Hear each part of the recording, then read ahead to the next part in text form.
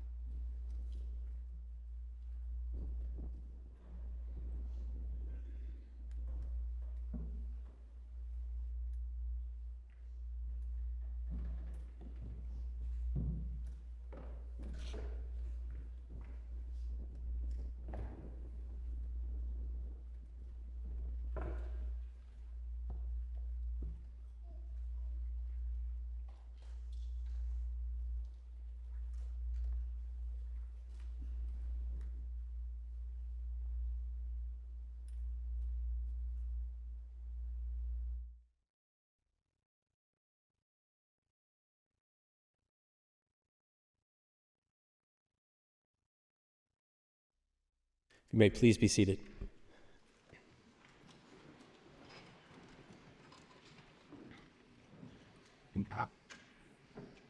At this time, I'd like to welcome Tate Wadsworth, who will now perform a rendition of America the Beautiful on the French horn.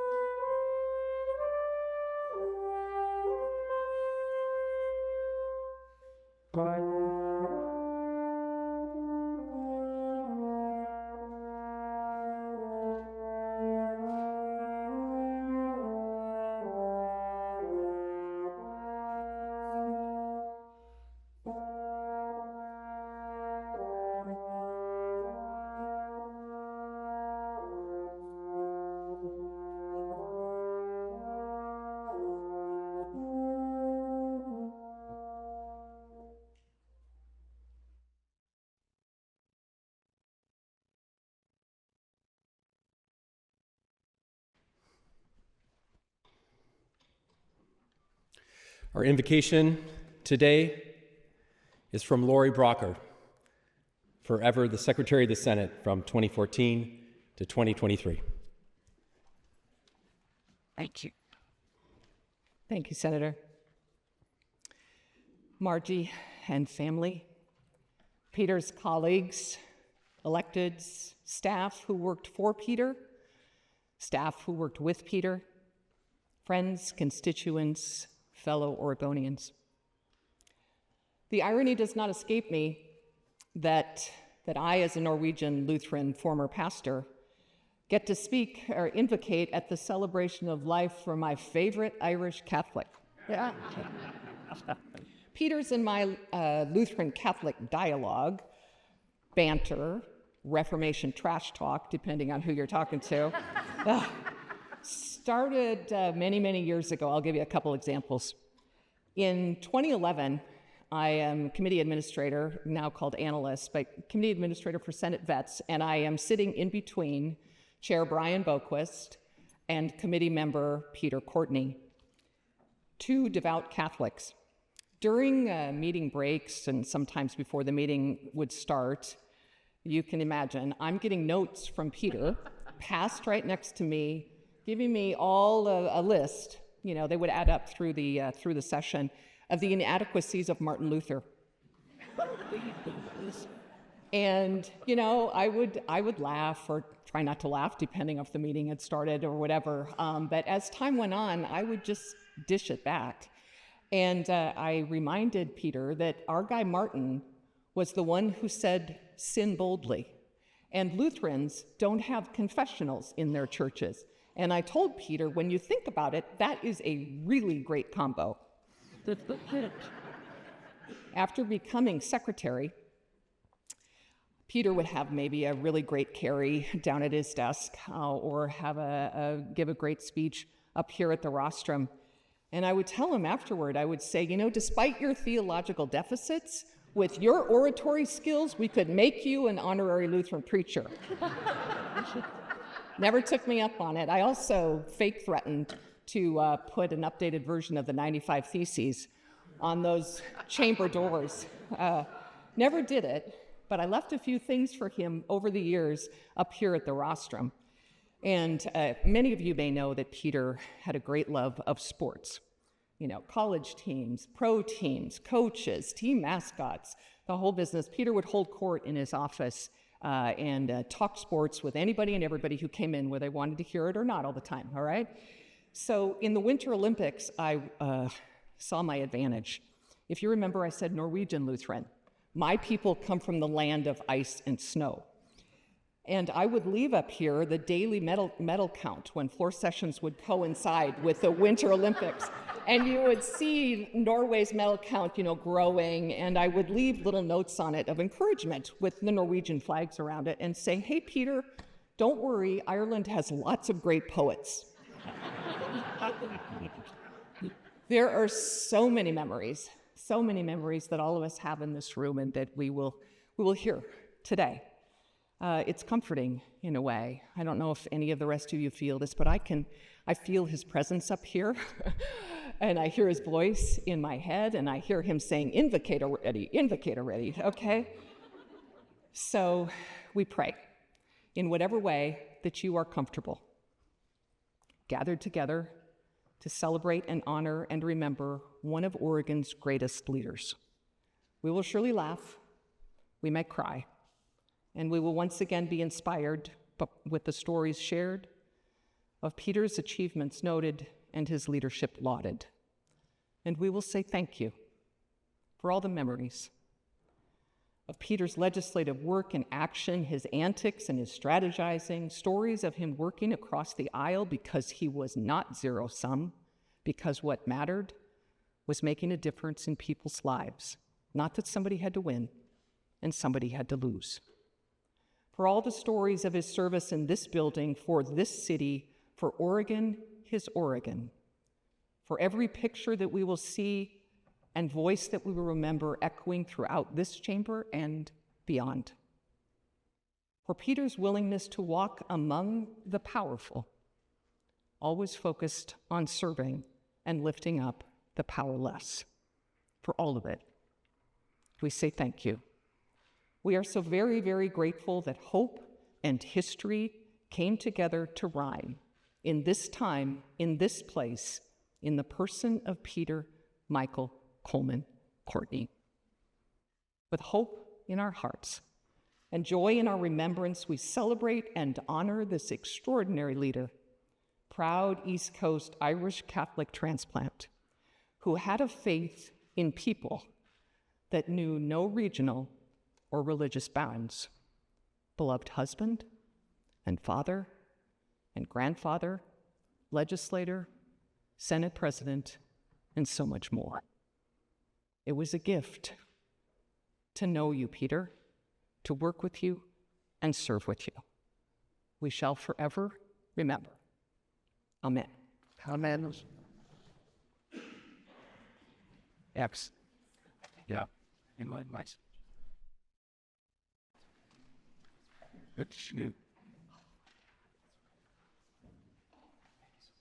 Yeah.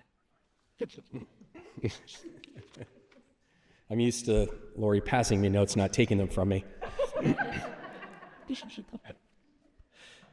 Madam Governor, honored guests, friends, colleagues, former staff of the President Courtney, welcome to the Senate chamber. To Margie, Peter, and Adam, Peter's beloved family, thank you for sharing his light with the world. As we gather on this floor to celebrate the life and the legacy of a truly one-of-a-kind character in Oregon politics, a force of nature, bold and hard-charging, with a deep passion for helping children and animals and everyone living in all four corners of the state of Oregon, my Oregon. A leader who always looked for a moment of connection or a private moment to help a young staffer or a young lawmaker and find their way in this building that he loved so much. There have been 57 presidents in Oregon history. None left such an indelible mark on this chamber. As you heard, we're now in order. I remember with his feet rooted in the carpet of wheat and salmon within these walls of black walnut, Peter Michael Coleman Courtney. His influence was not just in the laws he shaped, but in the lives that he touched. It is my honor to introduce our host for today's services, my dear friend and someone who elevated Peter's wit and wisdom, Peter's first chief of staff when he served as the Senate president. She worked with him for years and carries a lifetime of stories. If you could please welcome Connie Seeley. How you doing?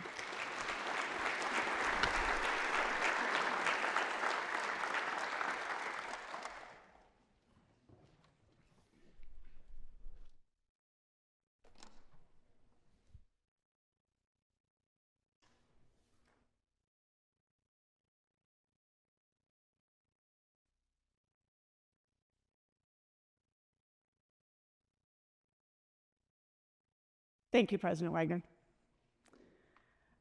I'm Connie Seeley, Chief of Staff at Oregon Health and Sciences University, and I had the honor of working for Peter Courtney for 13 years, 7 of those, as the President mentioned, as his Chief of Staff, his first Chief of Staff in the Office of the Senate President.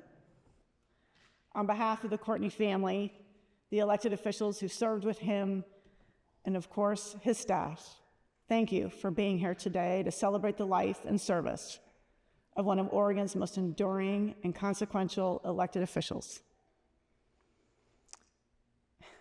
As I look out at the people who served and worked with Peter over his 4 decades in office, I can't help but comment as I think he would. It takes all of us. It's a team. It's elected officials and administrators, lobbyists, and of course the dedicated staff who make this process work, the legislative process that he loved so much. So thank you for hosting this event in the Senate and in the House, in the chambers. As President Wagner has shared, this building was so important to Peter and a symbol of his love and dedication to Oregon. It means so much to be able to celebrate Peter here in his beloved chamber.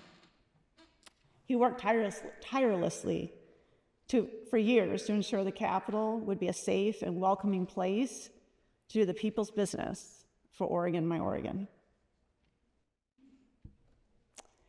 And now I have the great honor of introducing Oregon's 38th governor.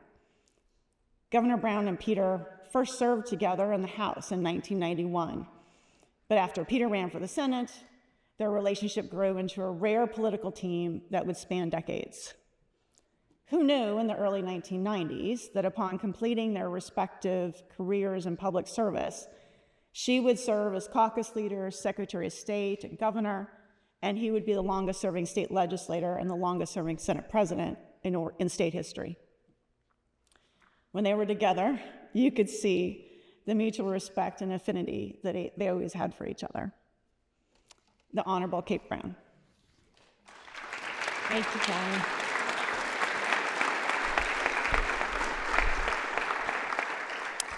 Thank you, Connie. And I think we all know in this room that Peter thought the most important people in any room were the staff. And I like to say that Peter hired most of the best staff. I hired the rest. It's truly an honor to join with all of you today to celebrate the life, the legacy, and extraordinary accomplishments of Peter Michael Coleman Courtney, the longest-serving legislator and longest-serving Senate president in Oregon's history. To Peter's beloved Margie and sons, Peter, Sean, and Adam, and your respective families, know that he loved you more than life itself.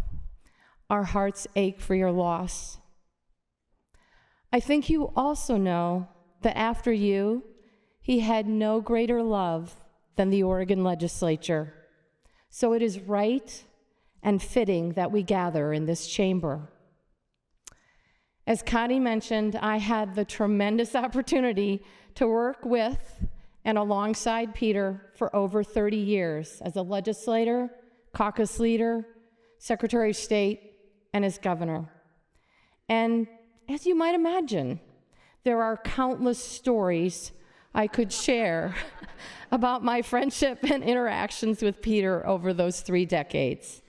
Some are not fit to be repeated publicly. But there is one story that stands above all the others. It is the story of why, at the end of my time as governor, I signed an executive order naming the Oregon State Hospital after Peter. It all began in 2004, when both the Oregonian and the Statesman Journal began a series of stories about the travesties happening at the state hospital. The stories revealed heartbreaking and terrifying conditions at the hospital. Buildings with lead paint curling from the walls and asbestos frost floating in the air, inadequate staffing levels, and a severe lack of services to the nearly 750 residents was nothing short of patient abuse. And all of this was taking place in a building that was literally just a mile from the state capitol building. The stories and the dark and depressing photos that ran with them were agonizing to Peter, because Peter saw the humanity in every single human being. Spurred by what he saw and read, Peter took action. He requested, or perhaps demanded, a tour of the facility, and he invited Rick Addig and Doug Bates, 2 members of the Oregonian editorial board, to join him. During the tour, they came upon a small building that was locked. Peter ordered the staff to unlock it.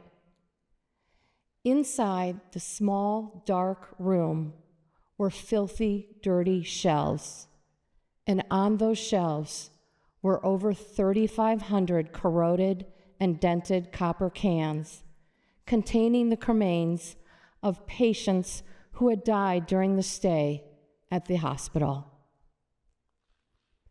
Peter would say that nothing in his life prepared him for what he had discovered. He very clearly saw that what he would forever call the room of the forgotten souls was emblematic of the state's utter failure to address the needs of some of its most vulnerable citizens. And so, Peter Courtney did what he always did. He rolled up his sleeves and went to work. Peter has never been a micromanager, but in this case, he made an exception. For month after month, year after year, he was engaged with Governor Kulongoski and his administration's efforts to make dramatic improvements to Oregon's behavioral health system. In 2005, those efforts would include passage and the signing into law of what Peter designated Senate Bill 1, which mandated mental health parity. And in 2007, he was able to procure a roughly $500 million to build a brand new 620-bed hospital sited in Salem and a 360-bed facility located in Junction City. Oh, yes. Peter also created and appointed a task force to recommend a site for the urns containing the forgotten souls, who were, thanks to Peter, forgotten no longer. And if you find yourself with a quiet afternoon, I urge you to take a walk to the hospital grounds and see the memorial center that resulted from the work of Peter's task force. So now you know why I was honored to sign that executive order naming the Oregon State Hospital for Senator Peter Michael Coleman Courtney. Let me conclude by saying that in some ways, the urns that Peter discovered impacted him for the rest of his life. He noted at the time that no one wanted to be laid to rest without some kind of acknowledgement that you were here, that you lived, that you mattered. The good news, Peter, is that gathered in this room and across our state are countless souls who are very grateful for the work you did, the example you set, the difference you made, and the life you led. Your name, your work, and your legacy will truly not be forgotten. Rest in peace.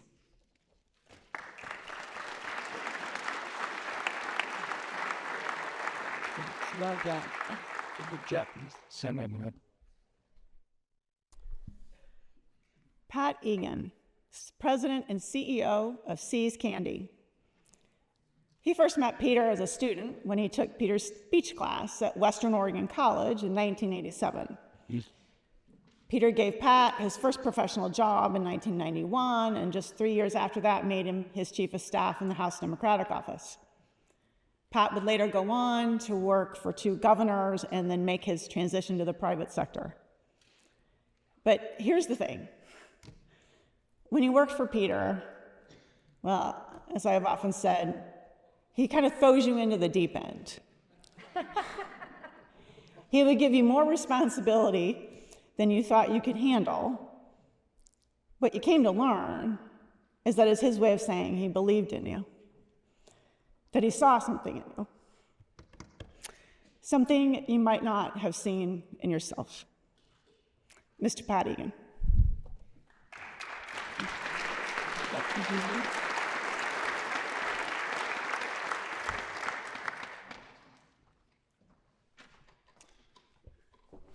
Good afternoon. Thank you, Connie. It's good to see you. It's good to see everyone here. When I was asked a couple of months ago to come and talk about my friend and mentor, Peter Courtney, I thought, oh my God, how am I going to, first of all, get through this? And how can I keep it to the number of minutes that Carol and Betsy told me I needed to keep to? So I'm just going to apologize right up front. But I will try to keep it as brief as I can. And actually, as I was thinking about this, Peter's voice came into my head and said, Egan, nobody cares about me anyway, so just get through it. Peter, we all care. We all love you. And so here goes. 38 years ago this month, I walked in as a 17-year-old freshman to our first speech class. My first as a student and his first as an instructor. And it was my second term, and in my first term, I had actually gone to the Salem Center not once but twice to get earrings put in. And that gave Peter a platform. That gave him an opportunity to get in my life and me into his. As you would imagine, Peter was an excellent, excellent speech teacher. It took me a long time to learn the many lessons that he gave me, but he was fantastic. I was also involved in student government, and at Western Oregon, that would mean you would go to Peter Courtney's office. He was the de facto dean of students for anybody who was involved on campus, and he cared a lot about youth and about developing people, and he certainly shared that with me on many occasions. A couple of years later, I transferred to Oregon State University and tried my hand as an intern in the House Democratic office, House Majority office. This was 1989. And I got to see this guy again. Now, at that point, Peter was just a member of the caucus.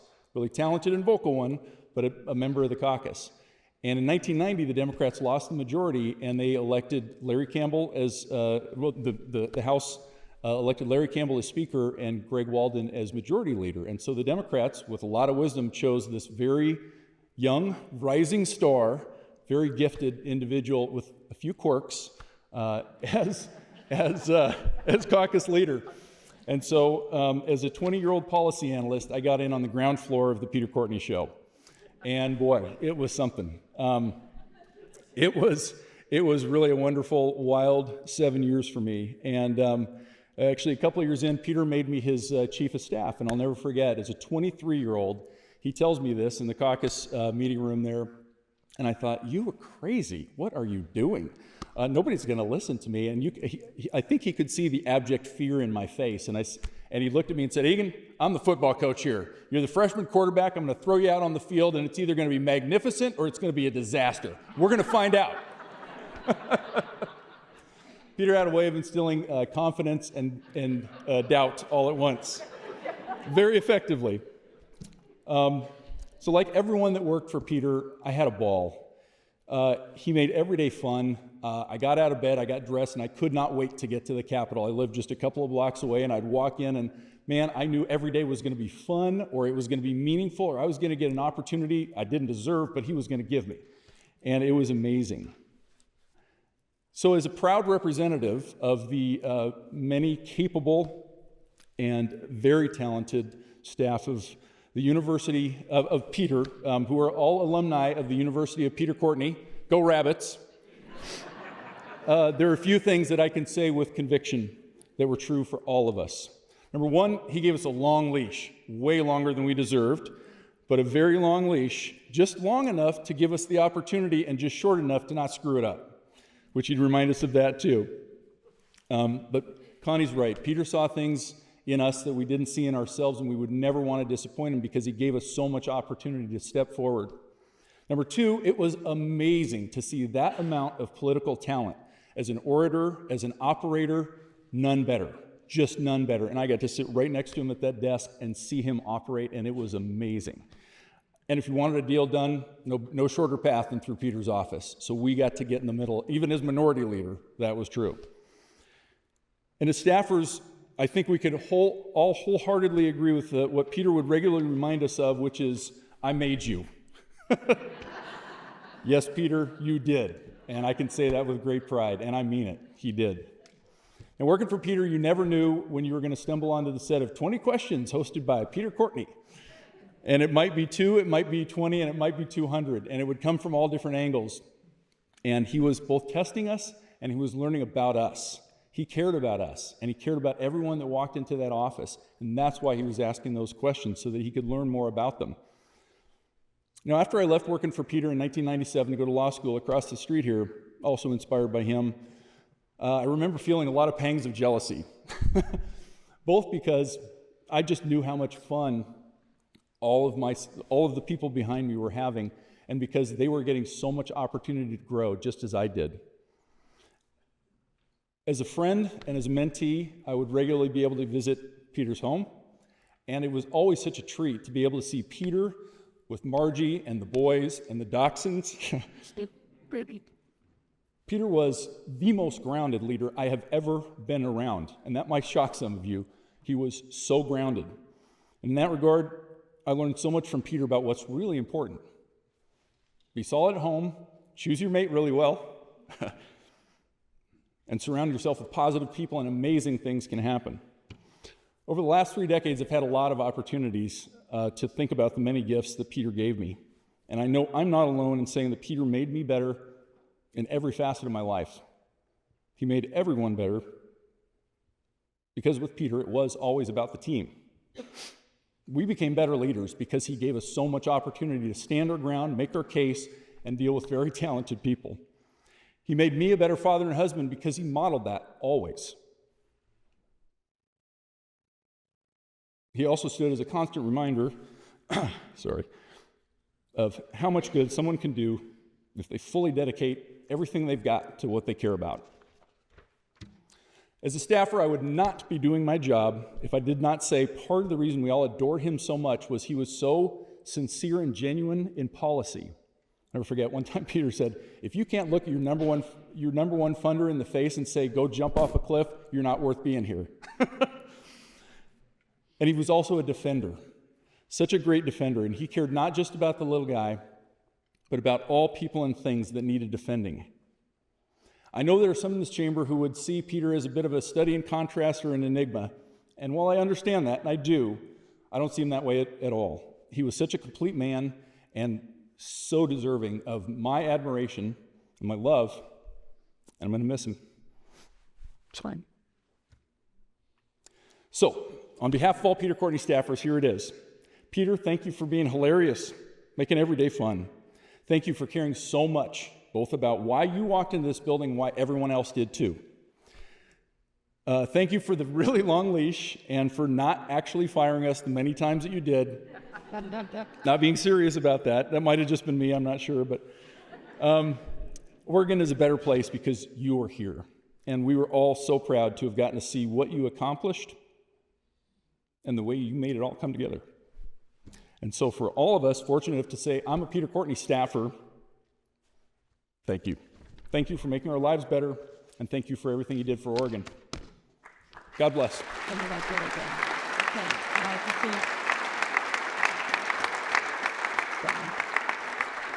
Good afternoon to the distinguished guests, government officials, friends, and family.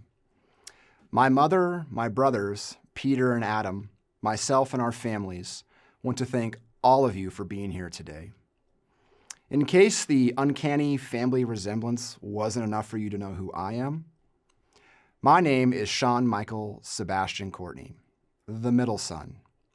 My dad always knew that his sons had the goods on him when it came to telling stories about him, and if he could be here now and see all of you gathered, knowing that one of his kids finally had the floor, he would likely utter the same phrase that became famous around the Capitol when things were tough. I got a bad feeling in all my crevices. Peter Michael Coleman, First Wagon, The Loner, Nobody Works Harder, Baby Beef Thunder Thighs Courtney was special. He was a man that truly lived his life to the full. My dad was once quoted saying, I'm aware that my personality can offend people, that my style can be too flamboyant, that I frolic too much. Frolicking and flamboyance were definitely his style. Some of my earliest memories I have with my father are of the times when he chose to be flamboyant and, if you will, color outside the lines. He taught us to always be true to ourselves, as he was to his own unique style. My dad was always the same, at home, at work, at play, and at rest. As kids, we loved to visit this Capitol building that you are all gathered in today. But we did so mostly after hours, since why wouldn't you when your dad has keys to the entire building? He would let us play with the microphones on the house floor, eat all the junk food from the caucus break room or off of other office desks, and slide down those flat marble side rails in the rotunda, which every child that has ever visited this building thought that is exactly what those rails were clearly designed to do, by the way. And if we got caught by security, they would just look at my dad, who would shrug and then smile, because he loved to have fun. And he always wanted others to have fun too. He was known to stop in the middle of hallways, during meetings, or in public spaces and get down like a football center to start audibly calling play signals. And his favorite place to do this with my family was in restaurants, right after we got up from the table to leave. Our reaction would only encourage him to audible louder. He modeled for us the value of hard work, and I have yet to find someone who worked harder than my dad. He was competitive, and he loved to push himself. He taught us about sports, teamwork, and the value of sticking with it, especially when things got tough. And one of his favorite and most hated activities he acquired later in life were the cycling classes at his beloved YMCA located just a few blocks from here. He wrote about these once in a letter to me stating, "The instructor is mean. At least, that's what I'd like to tell her. Everybody in the class is yelling, and they're all beautiful and sleek with nice clothes. And they're killing me, Sean, and I think I hate them. The truth is, he loved it, and he loved those he was with. It is because he believed in the power of teamwork, and he was adamant that my brothers and I play some kind of sport. My dad came to as many sporting events as I can ever remember, and he was so passionate. Passionate to the point of getting him into trouble a number of times for letting his Irish anger turn towards a referee or two, and resulting in him writing a few letters to our school athletic director apologizing. The most enduring quality of my father is that he cared about others more than himself. He loved to learn a person's story. He would also move heaven and earth to help someone in need. And I want to believe that everyone is gathered here today because Peter Courtney has touched their lives in some way and has likely helped them at a time when they needed it most. He taught us how to be a great husband, and that when you find the one, you do everything you can to pursue that person. I will say that my brothers and I learned to improve upon his methods, as we didn't take quite the 6 years it took him to finally propose to my mom. But some things are worth waiting for, and that was plain to see, as he was always loyal, faithful, and loving, and he served my mom every day of their 54 years together. Peter Michael Coleman Courtney was the longest-serving politician in Oregon. He was the longest-serving Senate president. He ran hood to coast 17 times, helped to pass over 200 laws. He served under 6 governors, many college presidents at Western Oregon University, and has 4 local landmarks named after him. And once, he even dressed as a colonial pilgrim, complete with a real turkey on a leash, just to protest Christmas decorations going up before Thanksgiving in downtown Salem. But to me, he was always my dad. The last time I spoke to my dad, he was the one to call me, just to ask about how I was doing, wanting to know what I needed. That was my dad. Dad always told my brothers and I that after he was gone, he only asked 2 things: take care of Mom and take care of each other. So Dad, I know you're listening. And so not only will we take care of Mom and each other, but we will all remember you for your incredible example in the way you made us smile and laugh, and you changed all of our lives. So thank you, Dad, for being the best husband, dad, and grandpa. And we love you. I want to welcome now the Western Oregon University Chamber Singers with their director, Kendra Taylor, with accompanist Susan Johnson and Tate Wadsworth,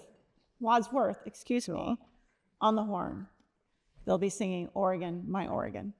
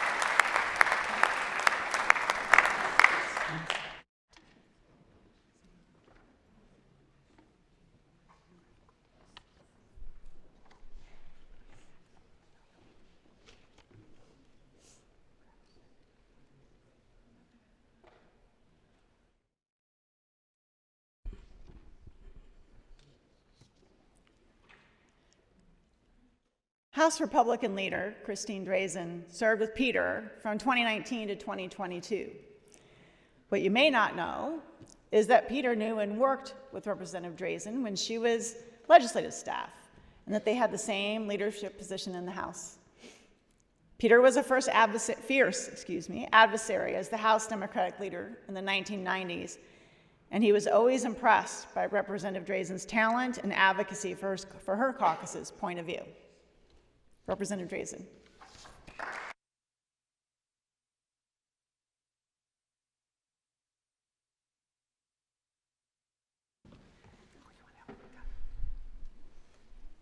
I had to disappear briefly so you could see me.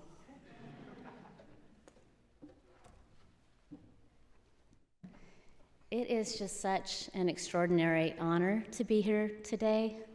I want to thank you for having me to be a part of celebrating and honoring the life of Peter Courtney. I'm here knowing so much less than so many of you about the man and his work in terms of policy. But what I want to share today is the truth for me, that he was an unlikely touchstone in my own life. A wise, complicated character, and ultimately an influential figure, not simply in the history of our beautiful state, but in my own experience of public service. I was 22 years old when I started working as a member services coordinator for the House Majority Office. Peter Courtney was in my current role in those days, serving as the House Minority Leader. He was the loudest, most colorful politician that I had ever seen, and I barely knew him. He seemed to always be ranting and prodding and arguing about something. He and my boss, the House Majority Leader, sometimes went on runs together at lunchtime. They would meet in our office before heading out, and that man had the widest legs I have ever seen on another human being. But that's how I met Peter Courtney. And when these two leaders would cross paths, Between meetings or in the hallway, and this was before all the beautiful remodels, when there were weird dividers that were green and orange and it was exceptionally ugly, they would holler out these parting shots at each other, all these inside jokes. And Ray would later admit to me that they sometimes staged these flamboyant blow-ups on the House floor during debate. And they were always a little too loud, always a little too animated, and Peter always had that gruff voice and then those laughing eyes. If you looked right at him, you knew that he got the joke.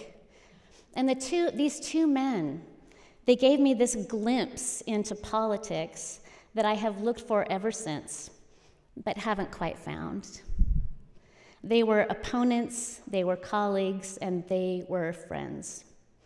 They modeled an opposing party relationship that had substance and sturdiness to it. They understood how to remain people within their political roles. Now, I want to be clear. I didn't mistake then, and I don't mistake now, that their relationship or their teasing or their games, that was unity or bipartisanship or consensus. It wasn't any of that. It was politics. And the issues were just as important and highly charged then as they are today.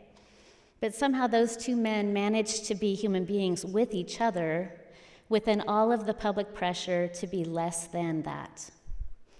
Seeing it, watching it, it just had a profound impact on me. Peter moved to the Senate, but stayed in the minority.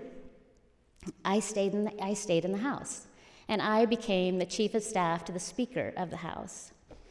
A few years later, my best friend died. She had worked in the building, both in the Senate and in the House. Peter knew her. And for reasons that I still don't understand today, he showed up when he heard. And he sat with me on the side aisle of an empty House chamber. I do not remember what we talked about. I don't remember if I listened, if I cried. I just remember being so grateful that I could sit there with someone who knew my friend and cared that she was gone. The next year, Peter ascended to Senate President. I left the legislature. Decades passed. Peter established his brand, his legacy in those intervening years. And in 2019, I was elected to the House. Surprise, surprise, I'm back. Peter that year did not take a single meeting with me.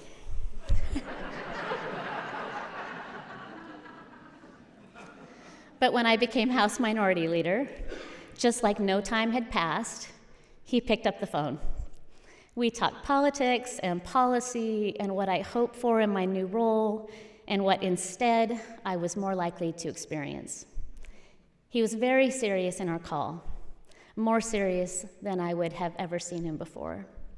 He let me know we would not have the chance to work together on these issues. They were done. It was mostly all done. My time in the minority would be hard.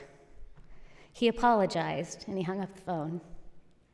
Now, politics are politics, but for reasons that I still don't understand, Peter showed up again for me in his own way. And for that, again, I was incredibly grateful. I have participated in 7 regular legislative sessions and about a dozen special sessions. Peter Courtney was there for all of them, and by his count, I think 30 more. Through all of it, Peter's approach seemed designed to shock, sometimes confuse, with his meandering and sometimes muttering, punctuating our budget and leadership meetings with sports and school mascots and talk of family and sometimes only God knows what, adding depth and seasoning and humanity to our conversations. That was Peter.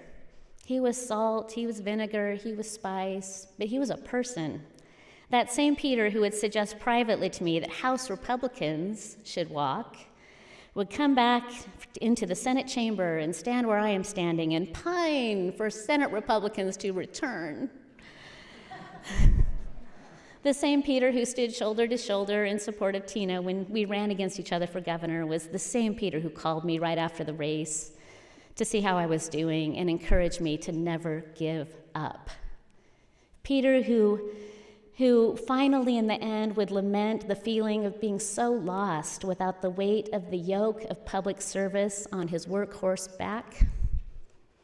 That's the Peter that we all knew and loved. After retirement, Peter agreed to speak to my class at George Fox, even though his health was unsteady. I asked Peter to start his remarks with 2 words describing Oregon politics, and also 2 words to describe his service to the state of Oregon. Like, synthesize this for me, buddy. His 2 words for Oregon, first and only. Can you picture it? His 2 words for himself, shoes and fair. And I thought, let's go. This is going to be good. So Peter gets started, and he's talking to the students, and he's asking them, what are we doing with fairness and shoes? What do you think that could mean? And so he's going on, and he starts talking about himself, and he says he was raised to be fair. He wanted to treat people fairly, including Republicans. And shoes? He said he always tried to put himself in the other person's shoes. It was classic Peter. He was in his element at the head of our classroom. He knew how to draw students in with a big personality and inspiring stories. They were 21, 22 years old, and they barely knew him. But it was enough. It was enough to change how they thought about people in public service and to change how they could think about themselves. In the span of the Honorable Senate President Peter Courtney's life of service, what I knew of him was so small compared to so many of you. But somehow, it was more than enough to change me. Margie and the boys, I want you to know, your dad changed Oregon. But more than that, he changed the people who knew him. Of all of his accomplishments and his vast legacy, I want you to know his service changed more than a law, more than a budget, more than a state. And once again, for that, I could not be more grateful.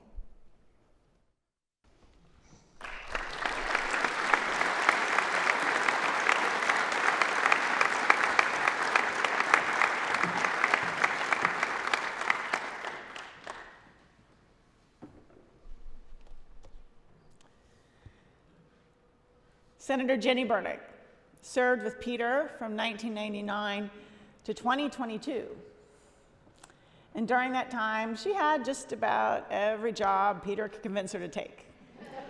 So she was president pro tem, she was majority leader, chair judiciary, revenue, rules, the Joint Committee on Marijuana, culture. He could never convince her to be co-chair. The Honorable Jenny Burdick.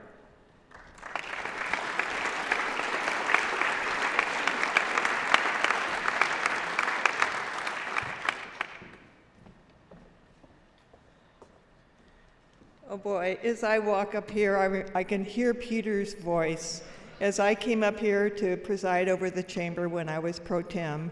Don't screw this up. Having had a few minutes to recover from Sean's moving remarks, I will try not to screw this up. So good afternoon. It is good to be back in the Senate today, where I did spend 25 years, nearly all of it with Peter Courtney, as a colleague and as time went on, as a dear friend.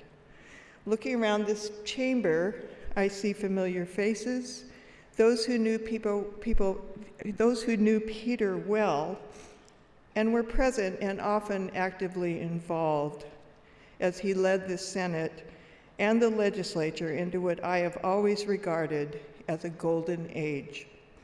As most of you know, Peter was the longest serving Senate president in Oregon history, and that was not by accident. Driven by his belief that the legislature lacked equal standing with the executive branch, Peter was the leader most responsible for elevating our influence and stature. Annual sessions, legislative days, enhanced staffing, equal pay, and of course what we all are seeing today, the major renovation of his beloved state capitol. But to speak of Peter's many accomplishments is to miss the essence of a truly extraordinary man, a man whose leadership skills were almost magical and emerged from a deep well of energy, integrity, compassion, and humor.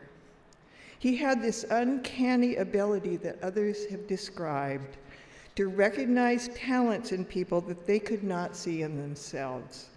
It happened to me, and I saw it happen to my colleagues on both sides of the aisle and to his staff.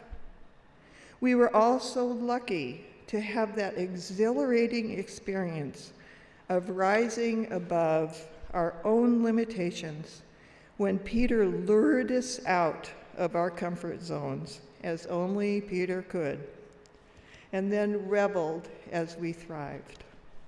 That said, it's also important to recognize that Peter had, shall we say, an unusual way of relating to people.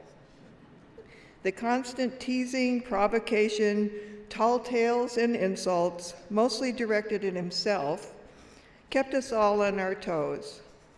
When my daughter, then in 5th grade, first met Peter during his first Senate term, she asked me later if he was the class clown. I asked her why she would think that. "Mom," she said, "he was doing push-ups on the Senate floor." Yep, that was Peter, all right.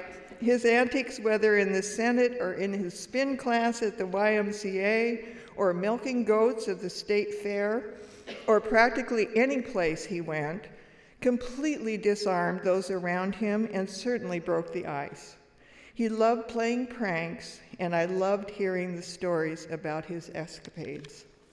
My very favorite story took place in the fall of 1970 when Peter and Margie were dating. He had been fervently courting her for almost a year. The setting was Parents' Night at Whitaker Junior High, where Margie was teaching PE. Margie had just finished talking with a group of parents who were getting ready to move on to the next class. But just then, Peter burst through the door carrying a single rose wrapped in green tissue paper. In his booming voice, he announced to an embarrassed Margie, "I'm Priscilla Goodbody's father. She's doing poorly in your class. I thought this rose would help her grade." I could have killed him, Margie told me. But instead, she married him. I firmly believe, and I know others do too, that Peter would never have reached his full potential and would not have touched our lives the way he has without his beloved Margie by his side, and of course, when necessary, in his face. They were an incredible team, both as parents to their 3 extraordinary sons, one of whom you just heard from, and for many years as partners in Peter's legislative offices and his campaigns. 2 things stood out to me in my years working with Peter. One was his genuine care and concern about the people around him, as others have noted. And the other was his love of animals, and not just his beloved dachshunds, Yoda and Dilly. He took the time to get to know my daughter, as he did with the children and spouses of all our colleagues and staff. So in 2016, when my daughter rescued 2 kittens that had been abandoned in Bush Park, and I refused to take them, she knew just what to do. She went to Peter. Next thing I know, I'm in Peter's office, my daughter is there too, and I hear the following from Peter. "Your daughter rescued 2 helpless kittens, and she can't keep them herself. She came to me in tears, because you won't take them. What kind of mother are you? And that, ladies and gentlemen, is how I became the proud owner of Tucker and Isabel. My journey with Peter was not always smooth. We would fight over guns and taxes and this or that strategy over the years. But I never for 1 second doubted his commitment to Oregon and its people, including every single one of us here in the Capitol today. It is that Peter Courtney we celebrate today. May his memory be a blessing. Thank you.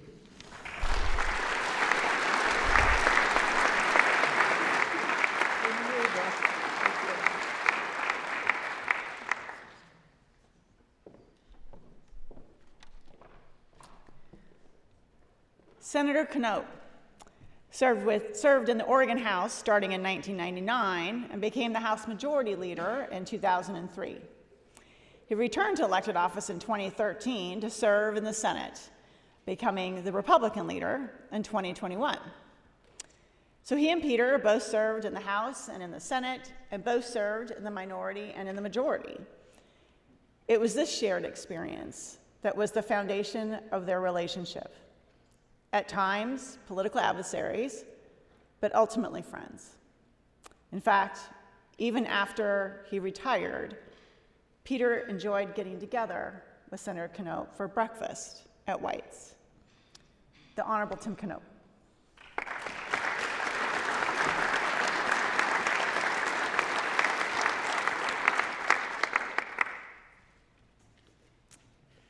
Thank you. It's such an honor to be here and talk about and celebrate Peter Courtney. Margie and family, thank you so much for sharing Peter with us, with the state, with our country. There are things that I want to focus on about Peter, and being second to last, some of those have been covered. But thankfully, there are a couple things on my list that haven't been covered. Now, Peter's nickname for me was No Notes Knopp, and so I have already disappointed Peter because I have a few. It's much better than the nickname that the good senator sitting behind me has for me, which is Knopp, you beady-eyed little weasel. Sometimes yelled down the hall. So you can see why I have such an affinity for Peter. Peter Michael Coleman Courtney, the most influential figure in Oregon state politics in our history. Accomplished so many things. Husband, father, attorney, academic advisor, university professor, political advisor, football fan. This man knew more mascots than anybody I've ever known, and I think we should probably file for a Guinness Book of World Records on that, because literally every time you mentioned a school, Peter had the mascot. He was a House member, he was a Senate member, he was a House leader, he was a Senate president, longest serving Senate president in Oregon's history. 20 years. Leadership positions like this are often 1 or 2 terms, and for good reason. Because, quite frankly, rank and file members like myself eat you up and spit you out. And leaders always take the brunt of criticism, rarely compliments. So I'm sure Peter took some of that home and gave some of that burden to Margie. So collectively, Margie, I would like to apologize for everyone who ever served with Peter and gave him a bad time.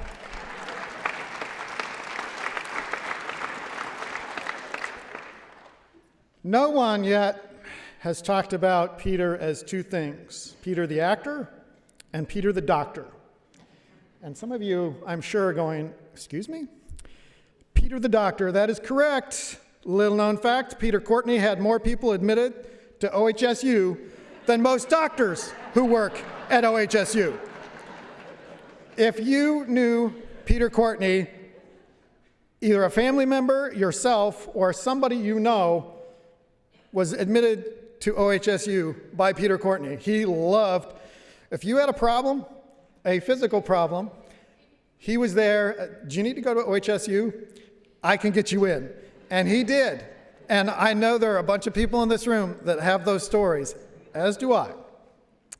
But Peter's also a competitor, and our competition was which one of us had been to more floors at the South Waterfront Tower at OHSU.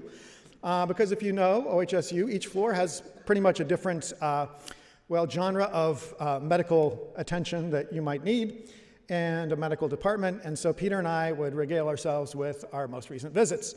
And ultimately, so far, Peter, you have won. However, I hopefully have a few years left and may catch up to you.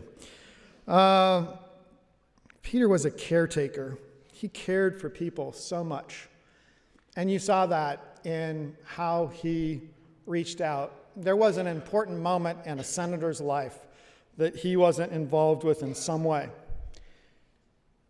In congratulating you, in having compassion for you, in being there with you, discussing it, and being your confidant and many times your protector. One of the things that Peter and I got along with really well, I think the reason we connected so much, other than the fact that he liked redheads and Irish people, and then of course Catholics, and I wasn't Catholic, so I had to perform on the other two. And Peter, I do have an admission to make. Yes, the red hair is real. A 23andMe test recently, not so much Irish as I thought, but still Irish nonetheless. So Peter also cared so much about veterans. He worked so hard right across the street, Courtney's place. He loved to help veterans. Loved the YMCA. Many of you know that was a big part of his life. He stayed there when he first came to Oregon. Loved the YMCA and was a huge supporter of that. And I will say one of the last bills that Peter worked on, I think the last bill was mine, in the 2024 session. It was Senate Bill 1579, and it was providing more money for child advocacy centers and best practices for child advocacy centers. And it was such an honor and privilege to work with Peter on things that he cared about and we cared about. Connie mentioned breakfast. We had many breakfasts. Chuck Adams, his friend later in life, was also there, and we would love to have Chuck there because Peter and I would give him such a hard time. And we enjoyed that so much, Chuck. And Peter, he loved to do that. He would smile, and I think we all took it with a grain of salt. If Peter liked you, he poked fun at you, he made fun at you, but not in a cruel way, but in a very kind way. And you knew that he cared. The other thing I think we connected on was the fact that we both care so much about the institution, and we both served in the minority and the majority.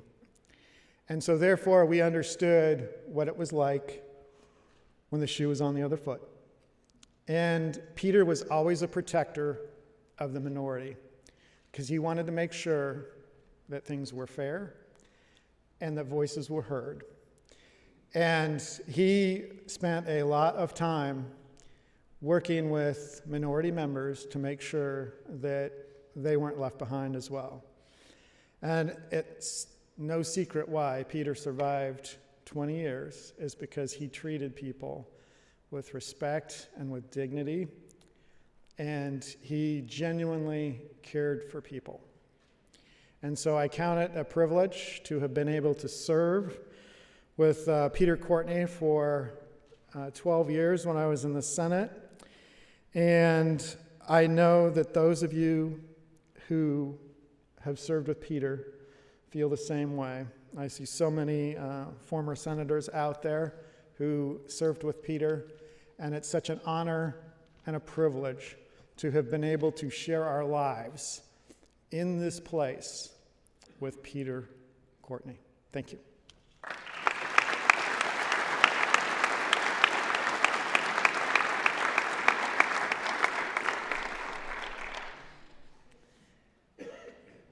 Senator Betsy Johnson served in the House starting in 2001 and then moved to the Senate in 2005, where she served until 2021.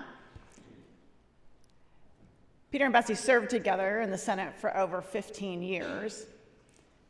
And I think she would say this, he terrified her the entire time. But seriously, they shared a profound love of Oregon and its many beautiful wonders. The Honorable Betsy Johnson.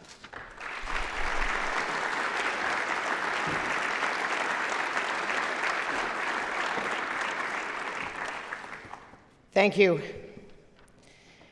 I'm a native Oregonian.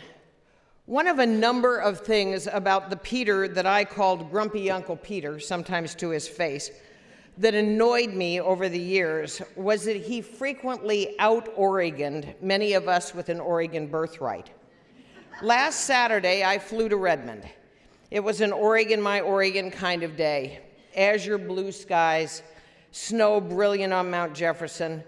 We flew past Black Butte and over the Metolius Basin. Peter's passionate advocate for that magical, mystical place is a durable gift to his adopted home, Oregon, our Oregon.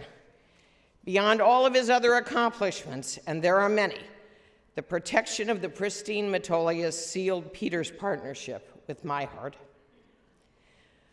When the Capitol construction work started on this building, I had envisioned Peter's eventual memorial being held in the rotunda. I promised Peter that we would use crowbars to pop the great seal out of the floor and slip his casket into the hole. Oregon's grandest mausoleum befitting one of Oregon's grandest and longest serving political figures. To his core, Peter knew that he was meant to be here.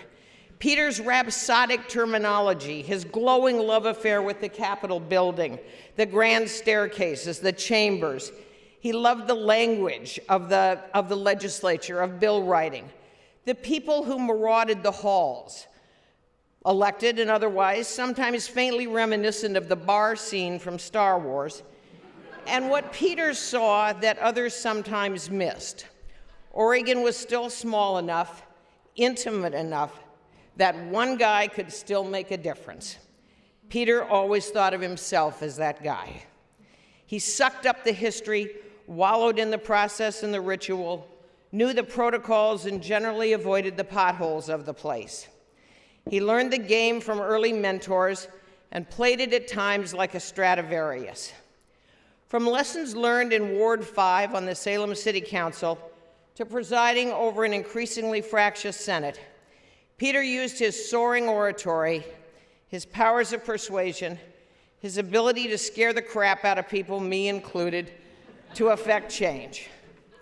I'm going to ask you to think how different Oregon would have been if Peter Michael Coleman Courtney hadn't forced himself to get on an airplane, more of that in a moment, and fly 3,000 miles away from his East Coast, accepting a clerkship with a judge without a bar credential. His skeptical parents back in Boston wondering why one child was at Dartmouth and the other one was riding the bus from PDX to Salem and living at the Y. How could they have known that Peter was commencing on the most storied political legacy in Oregon history? Peter's first wagon in Oregon was a Greyhound. I want to return to the flying part for just a second. I don't know how Peter has an airline pilot for a son and hates flying so much. My husband's aviation company flew him to Sun River once to give a speech. Right after the flight, I called the pilot. "How'd it go?" I queried. "Shitty. The next time we take him, we need 2 pilots. One to fly the plane and one to hold that crazy son of a bitch." As soon as the wheels left the ground, he was in between the seats, howling, meowing, calling out for the Blessed Virgin. I struggled nearly 30 years to master speaking fluent Peter. From my first introduction to his numerous calculated visits to my office to browbeat me about how I was going to vote, Peter was always on. I wondered if that first person you don't really care shtick ever stopped. In the quiet privacy of the marital bedroom, I hoped for Margie's sake that he cut it out. Part of me believed that it was because he was just a wee bit of an a-hole. Another part reasoned that it was someone who might be a little naturally shy and wanted to plant the first flag on every conversation. Either way, it was a hell of an offense. So were Peter's opinions about everything. I was in his office one time with two people who had been decorated by Her late Majesty Queen Elizabeth for their contributions to the UK. Both were aeronautical engineers. Joining us was the head of Boeing Intellectual Property, and a couple of assorted other CEOs advocating more manufacturing in Oregon, when Peter decided to hold forth on the improbable notion that, as Peter said, little aluminum tubes could fly at 35,000 feet and 500 miles an hour. As we left, one of the Brits leaned over and said to me, "Who was the nutter?" I said, "That's Senate President Nutter." I'm not sure that Margie embraced politics with the fervor Peter did. When she staffed him, her constituent work was brilliant. What she disliked as the politics of the legislature began to disintegrate, she loved in the man as Peter continued to fight the good fight despite health challenges and some pretty hardcore personal attacks. She always knew that Peter was doing good stuff for his beloved Oregon, my Oregon. Making sure our state mental hospital was not the horror show of a Jack Nicholson movie, that the abandoned remains of former patients were afforded respect in death, that veterans had dignified and honored housing for their service and sacrifice, disproportionate concern for the capital improvement needs at Western, that animals weren't abandoned or abused. He and I did disagree on parimutuel horse racing at the Tillamook County Fair, but you have to believe that a Senate president with stuffed frogs, a rabbit on roller skates, little watercolors of wood ducks, and dachshunds at home had to have a soft spot in his head and his heart for God's critters. Beside the stuffed animals and the other weird bric-a-brac, Peter's office set the gold standard for intimidation. Anyone who claimed that he wanted to be respected rather than feared, a 15-foot-long walnut conference table that served as a desk, complete with a bobblehead Holy Father, took the cake. Peter loved that table. When I heard it was slated to be decommissioned after Peter left, frankly, I was furious.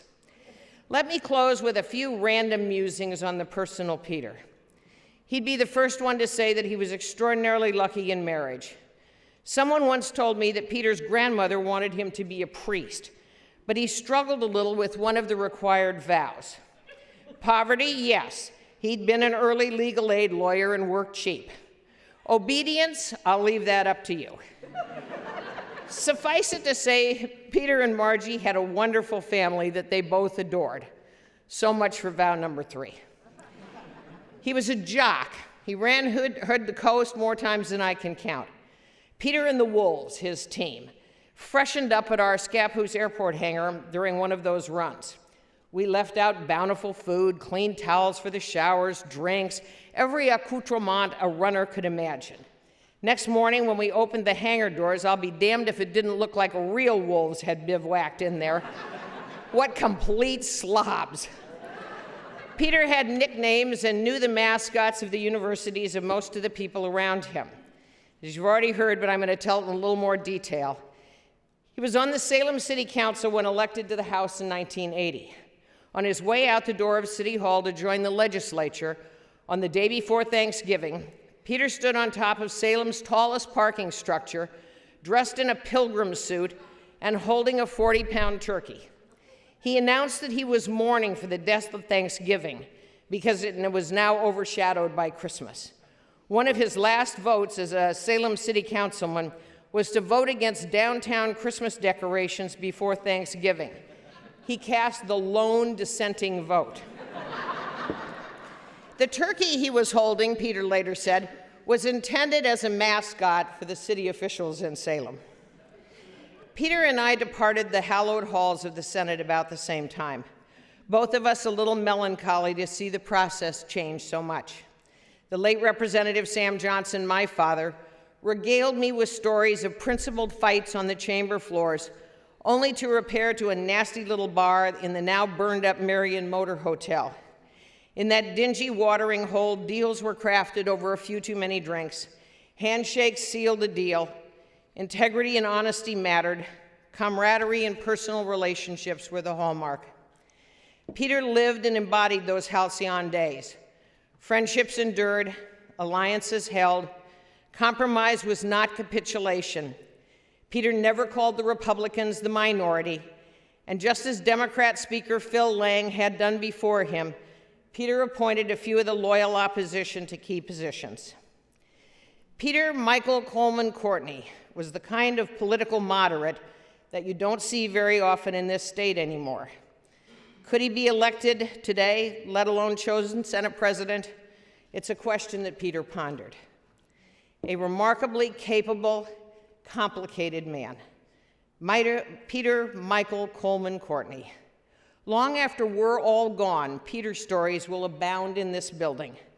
Many complimentary, some not so much, but all of them paying homage to Oregon's most significant naturalized citizen.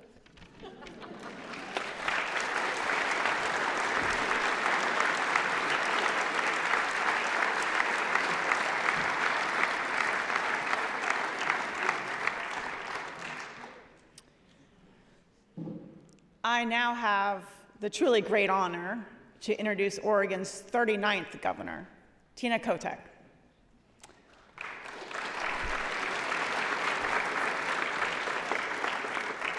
She is also Oregon's longest-serving speaker, which means that she and Peter worked closely together as presiding officers for a decade.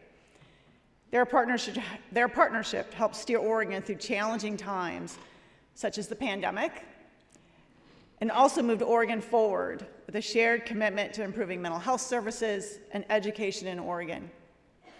Governor Kotek.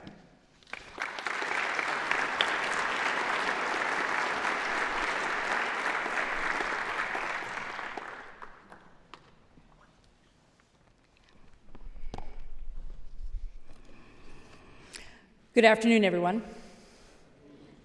Margie, family, extended family, friends. Thank you for sharing Peter with us for so many years.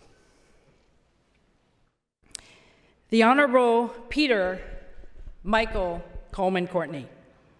I loved to hear Peter say his name. I was always a little envious of the dramatic flair of his name, a name that befitted his flair for rhetorical heights and good-natured political theater. It was 2013 at the Oregon Business Summit, my first year as Speaker of the House. It's when I learned not to trust Peter with personal information. You see, he asked me prior to getting on stage what my middle name is. He was aghast when I told him my parents didn't give us middle names, myself and my siblings. Annoyance and a mix of pity and disgust was on his face. He gruffly asked, "Wow, what about your confirmation name?" We shared being raised Catholic. So I told him, Louise. Tina Louise, right? He replied and went away happy. Next thing I know, he's up on stage shouting, "The Honorable Tina Louise Kotek." I don't have any idea what he said after that. I was too busy laughing. So thank you, Peter, for telling the whole world my new name. So, Mr. President, permission to use a visual aid. Thank you, Peter.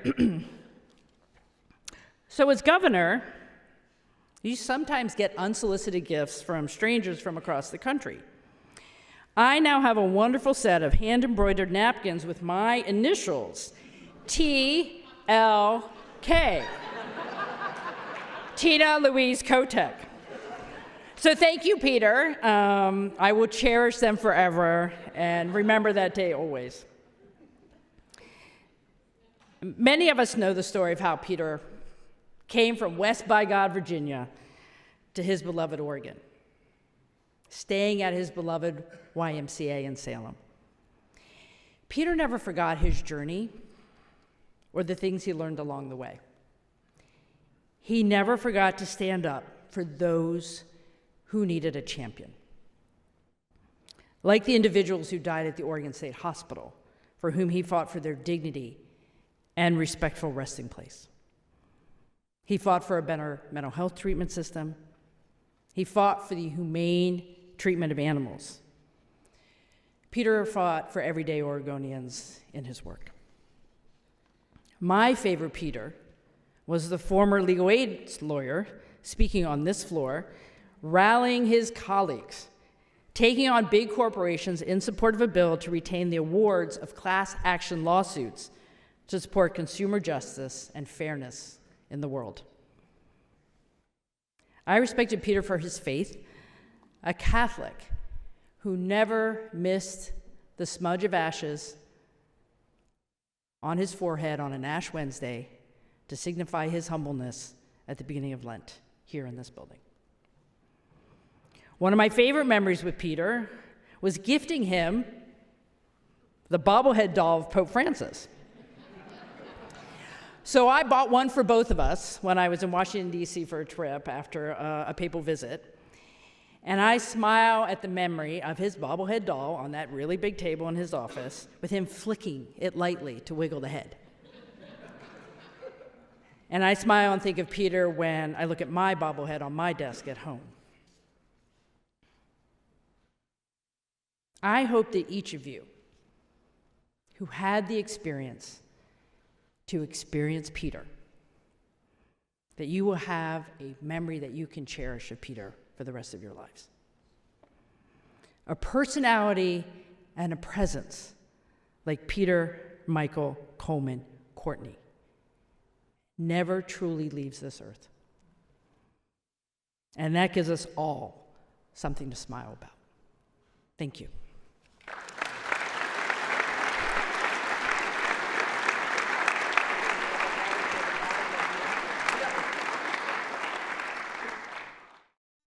They didn't have a place to stay, and I came up here, and they said, room 206. Had no idea where Oregon was, didn't know where Salem was, just got off a Greyhound bus. Well, I came to Oregon in 1969 right out of Boston University Law School, and before that I'd gotten a master's degree and a bachelor's degree at the University of Rhode Island, public policy, public information. So I guess you'd say I came out here from Rhode Island, but I'd spent some time in the hills of West Virginia. It was July 9th, I'll never forget, 1969. I remember it very, very well.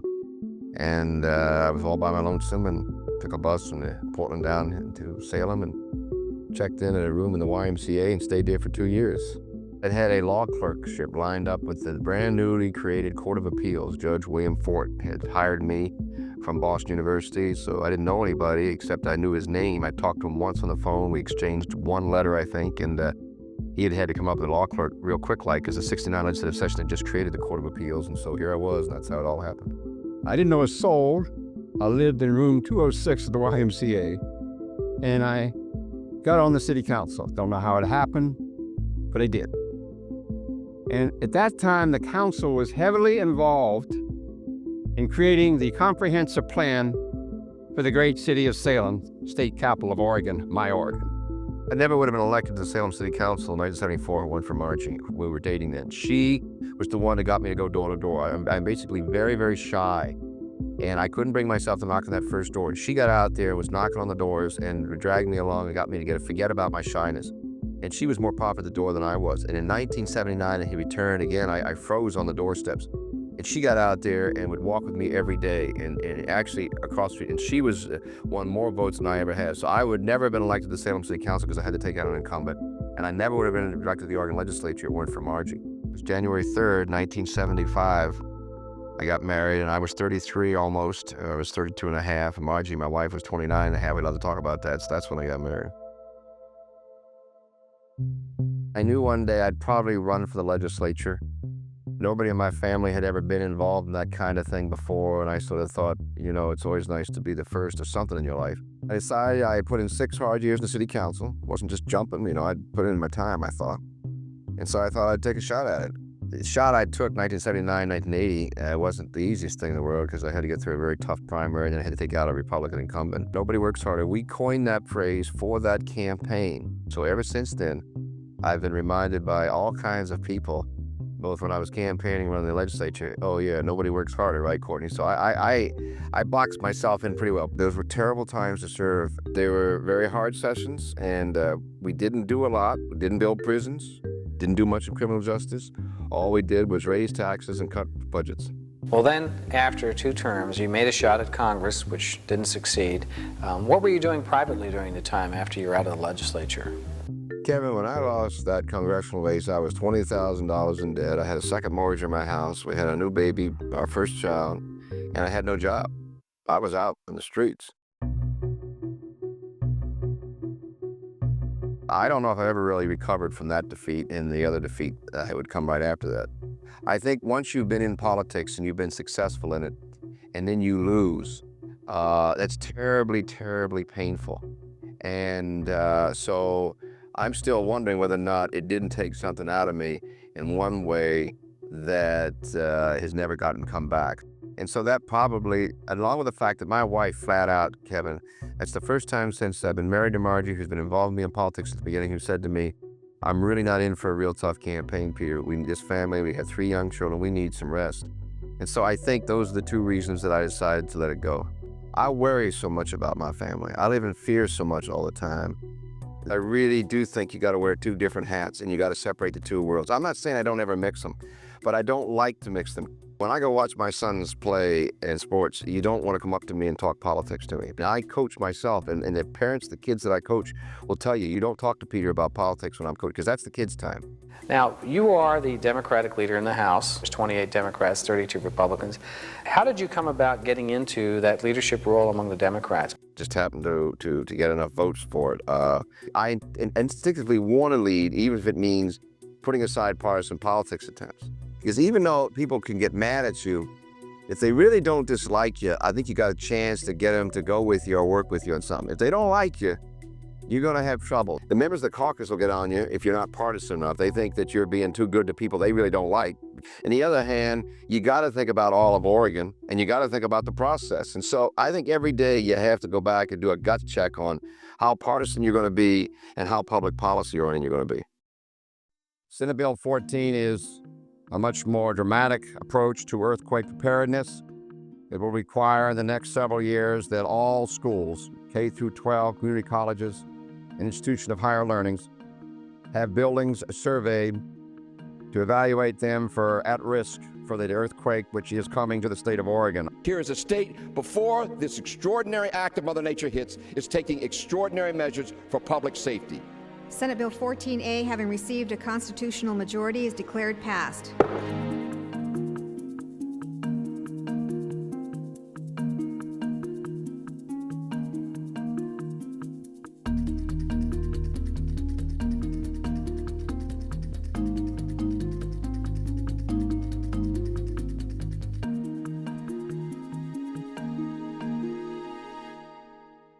I move that nominations for President of the Senate be closed and that a unanimous ballot be cast for Senator Peter Courtney for President of the Senate for the 72nd Legislative Assembly.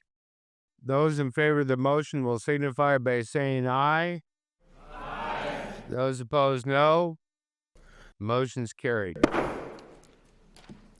Senator Peter Courtney, by unanimous ballot, is now declared President of the Senate for the 72nd Legislative Assembly.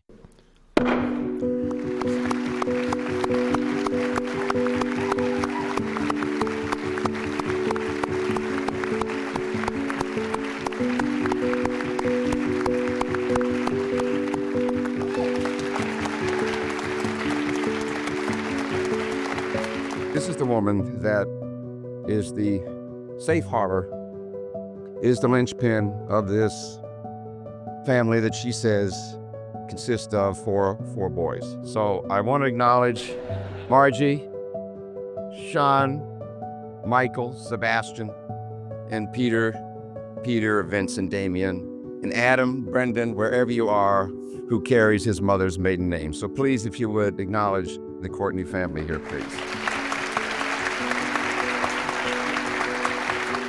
Each of you bring to what we've just done varying degrees of support and opposition.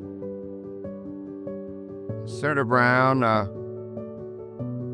has acted in a way that I envy.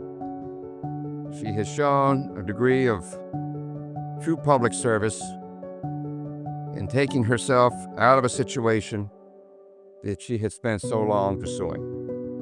While I am the president now, I am simply a shared president, and that I feel that Senator Kate Brown has shown that she is the ultimate public servant. And now to each of you. Whether you know it or not, you have just made history. There will never be another class like you. And the 30 of us are going to try something that has never been done before. That's how special you are, and that's how good you are. Today is not like yesterday. Yesterday was a day of ceremony and speech. Today is a day of history. You are very, very good. You are very, very talented. You will go down, in my opinion, as probably one of the greatest Senate in Oregon's history because of the actions you've done today and will do in the days ahead. Let me simply say, we are the first wagon on this Oregon Trail.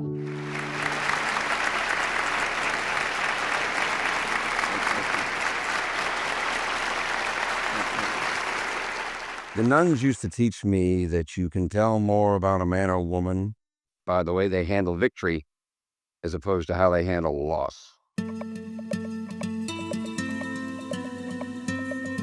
You cannot be a public official if you do not have the ability to talk and work with and painfully compromise with someone who thinks very differently than you. If we all say we got to do it and we need it, why don't we just do it? I'm just worried that people aren't going to be willing to say, okay, I'll live with less than I wanted, because everybody will get something that way. My last bill, like Eric, was outlining greyhound racing dogs, and they all got up and said, Peter and the kids, Peter and the animals. That's all there is for me, animals and kids. Veterans should have the opportunity to have Veterans Day off. A major contradiction. Here we have this major day for veterans, yet veterans were not necessarily getting the opportunity to have the day off. If you would emphasize the treatment of mental illness the same way we do physical illness, you would transform society. We would have a revolution in this country. Everybody wants to do something about mental health, just not today. The 2003 legislative session was the most grueling in Oregon history, and after 227 days, by far the longest. It wasn't easy. It wasn't hard. It wasn't fun. It wasn't difficult. It was downright impossible. Historians now are just beginning to sort it all out, trying to figure out what happened and how did those legislators prevail and survive. I believe that during this time, my fellow Oregonians, my fellow senators, as I talk to you today, that the role of government is indefinite in Oregon. We're uncertain exactly what the role should be that state government should play. I also believe that Oregonians, sadly, are terribly divided by geography and generation. And I also believe that the Oregon legislature is no longer equal as a branch to the executive and the judiciary. In spite of these troubled times, in spite of the things that I have just said to you, I have faith. I believe because I believe in you, my fellow senators. Don't be afraid to make a decision. Do you know how many times in politics the failure to make a decision has led to disastrous consequences? Don't be afraid to lose and to try again and again and again. The Oregon Senate President, Peter Courtney, is going to be running in the Hood to Coast. I don't think he's going to make it. Well, let me just tell you, they don't call me Cheetah for nothing. They call me Old Cheetah, but they call me Cheetah.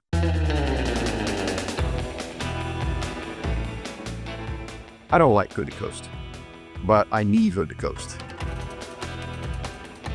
It just beats you up.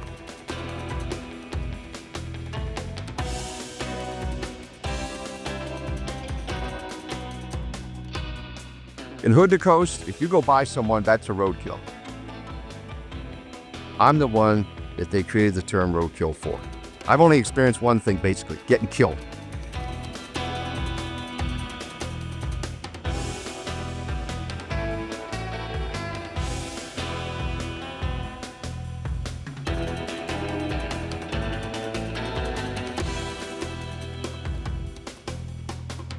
Well, that's like one.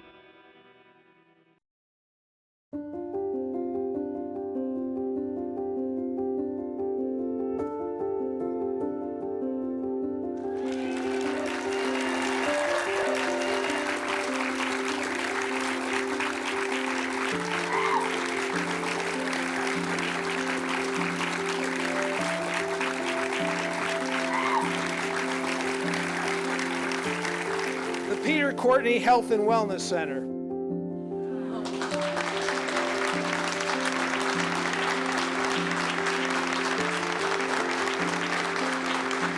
I am so proud to introduce to you the Peter Courtney Minnow Island Bridge namesake. I feel very alone right now and very guilty. In the 70s, I was very new to the city council. It was totally by accident I got there. And we all assumed that we would never see this come true. And that is why I feel so guilty. Last night, I went through the names of people on that council, the city managers, and see, they're all gone, most of them. And there's just me. And it just doesn't seem right that the guys allowed me to be here at this moment to see the realization of those drawings. I thank the city councils, the city managers that all worked so hard as they took the baton and they ran their leg to get us this extraordinary moment. I just hope I'm doing okay here today on behalf of all those that aren't here. These copper canisters are on the grounds of the Oregon State Hospital in a locked storage room. Themselves, in a room that I would call a forgotten souls. Those canisters are now behind me, behind this shield. More than 3,600 Oregonians who died at the Oregon State Hospital and other institutions have been cremated and they have been forgotten. That discovery and those forgotten souls led to a renaissance, literally a renaissance in mental health care here in the great state of Oregon, my Oregon. The state hospital in Salem, that's my legislative district, has not been expanded on one side of the road since 1954. It has not been dealt with since 1954. And yet since 1983, we have constructed or expanded 12 prisons for adult felons and 10 for children, a total of 22, and there's 4 more on the drawing boards. The only thing wrong with young people and children are adults. The only thing wrong with young people, you say, well, that's making an excuse. No, I'm explaining, I'm not justified, but I'm explaining how they got to where they got to. I'm voting yes because I have not given up on the young people, the children of Oregon, my Oregon, who've got themselves in trouble. I expect more of them, and I'd like to believe that by taking this vote, they're gonna step up, they're gonna remember, and they're gonna do remarkable things. This is special. It's a special place for special people, and it's put in a special place. No other capital in the nation has a veterans home right next to, literally on the Capitol grounds. Look at this great memorial. I was here the day we dedicated this. That's the statement. But another statement is being made today about our support for the men and women who are willing to put it all on the line for all of us. And that's this home. 5 years ago, the Y was in desperate straits. It was in debt, it had to borrow to meet payroll, and also the place was falling apart. I could swear when it rained more inside the building than outside. I really did not think this could happen. We didn't have the money, we did not have the organization. Well, the rest is history. We're here today. It's a masterpiece, it's remarkable, because this facility is for all. And I mean all with a big A. I hope we have all of Salem coming through here, and all its people, and all its character, I hope.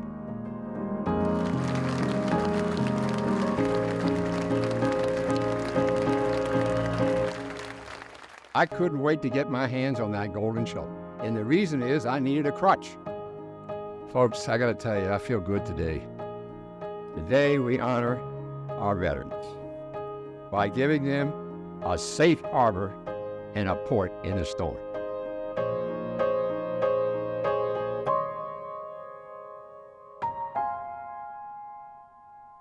I like it when it's real tough. I mean, I like it when it's this tough, to tell you the truth.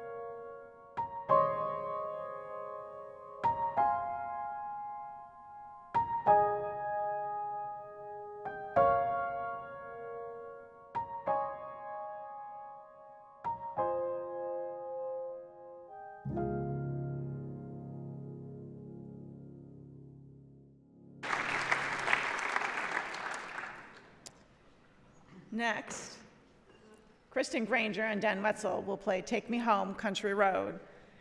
The guitar was made for President Courtney by adults in custody at the Oregon Department of Corrections. The guitar will stay with the Senate, and the family asks that it be played each year.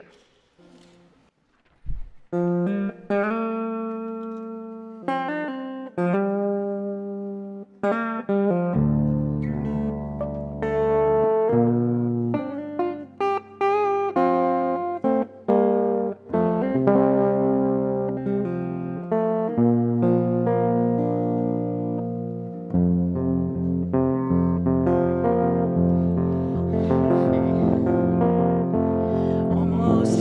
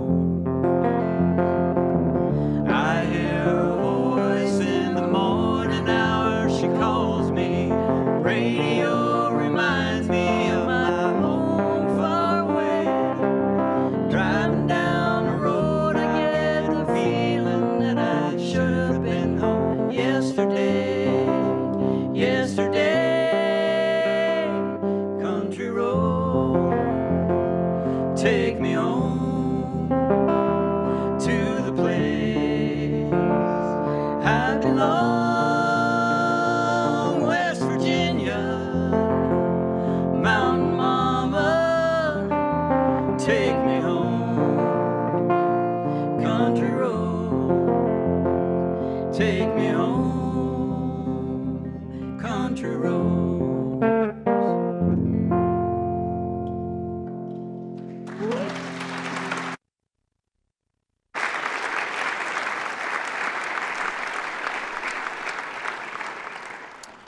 And now the closing prayer.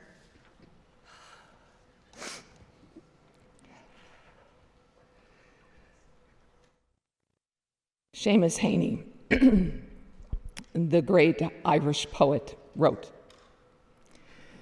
"History says, don't hope on this side of the grave. But then once in a lifetime, the longed-for tidal wave of justice can rise up, and hope and history rhyme.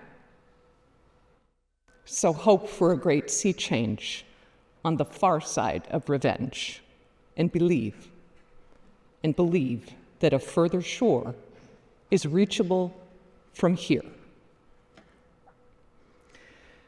I truly believe Peter would be so grateful that we are all gathered in what was really a sacred place of democracy for him, gathered with the family that he held so dear, celebrating and honoring him and honoring the difference he made working with so many of you right here in this chamber and even beyond. Decade after decade, in his adopted state, Peter lived out the care and compassion that defined his extraordinary years of public service. He indeed made hope and history rhyme. And for that and for him, we pray, giving thanks in all of our remembrance for his life so very well lived.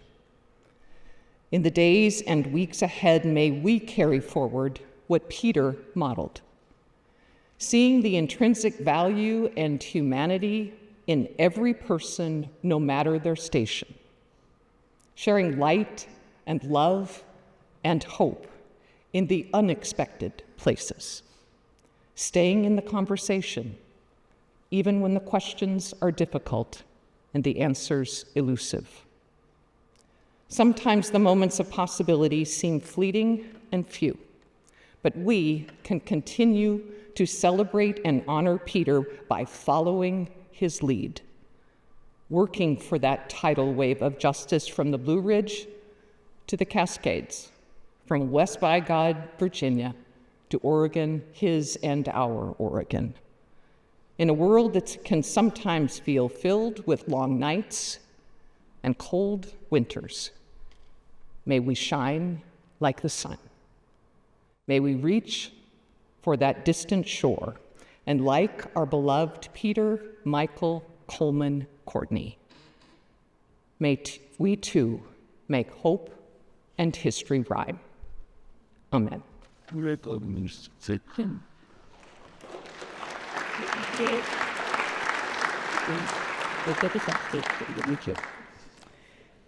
Brett Haynes, Legislative Administrator, will now present the Oregon flag to Peter's family on behalf of the entire Capitol community.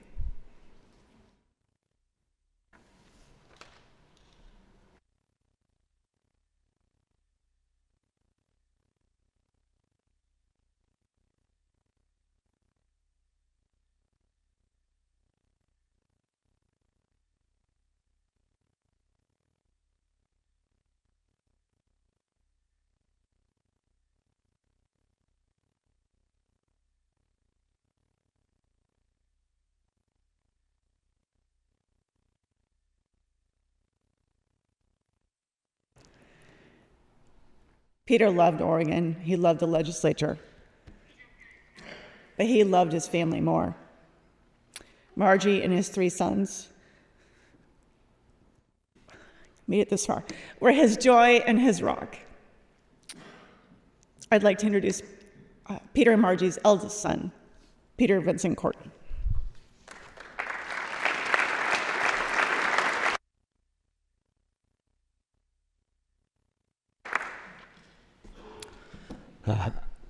I just want to say, on behalf of the Courtney family and the Capitol, thank you for all of you that came out today.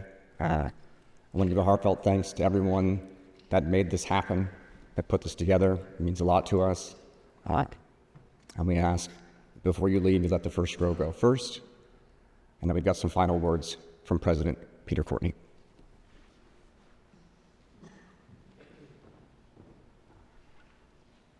That's my simple message this day, at this time. I wish and want for each of you, when this session is complete, to feel that you did some good.